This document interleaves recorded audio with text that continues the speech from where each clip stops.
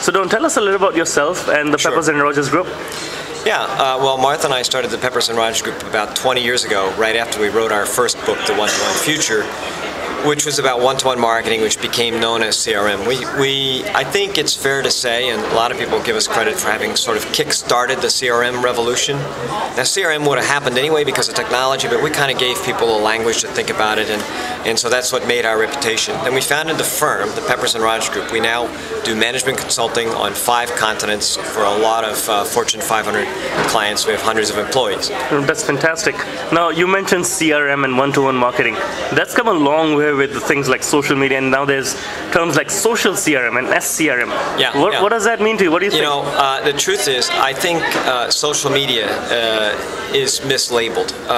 To call it social media is really to trivialize a phenomenon that is going to be earth-shaking, really. Really? Because people now are armed to talk with many, many more people than ever before. Interaction has been, you know, we're a naturally interactive species. Human beings like to talk to other people. They like to console people, to get comfort, to share thoughts and feelings.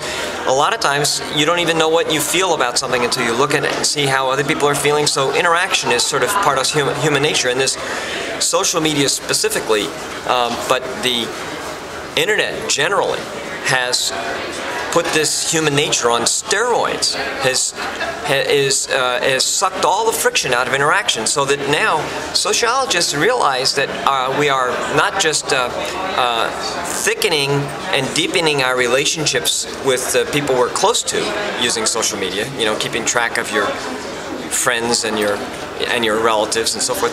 We're also tending to extend our relationships outside. We're strengthening our weak ties, that is, connections with other networks, and it's a phenomenon that's going to dramatically ramp up the pace of innovation for all of us. That's very encouraging. Now, coming to the airline world, which is traditionally steeped in, you know, traditional IT and very, very strong siloed structures.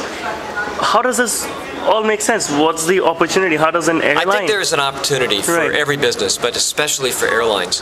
Because if you think about it, there's one single quality that underlies every effective interaction, and that is trustability.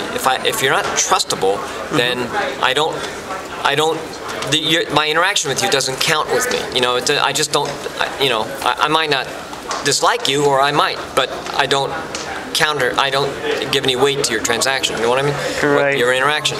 So earning the trust of customers is something that every business is going to have to be doing, and the standards for earning trust are going to go up and up and up. Everybody's boat is going to have to rise with this tide, or you're going to get sunk.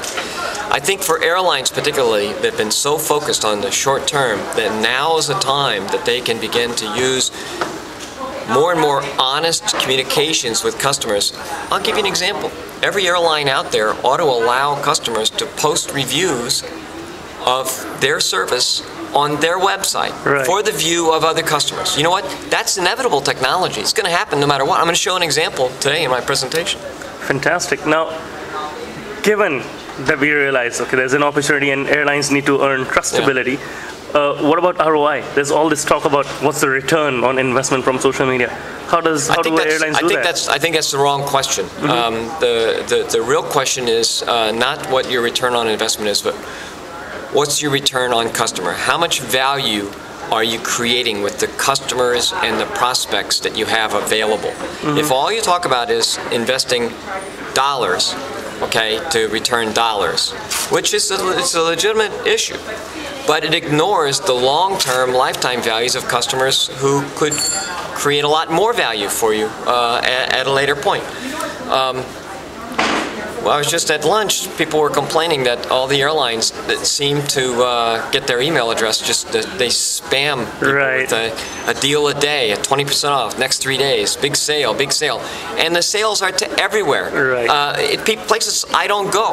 Why? Because it's cheaper for the airline to send it out to everybody rather than spend a few minutes of time trying to put software in place to make it relevant for a particular. So what happens? There's only one speed for the email connection. It's fire hose speed, okay? So people turn it off. Right. Now, just to close this up, one final prediction where you see airlines and social media heading in this year.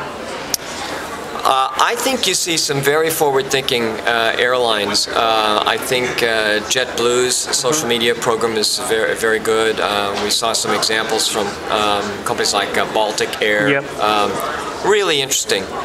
So I think there's some real forward-thinking going on out there, and I think most airlines, if you want to use social media, start by listening. Use it as a big listening channel, and it'd be very, very effective.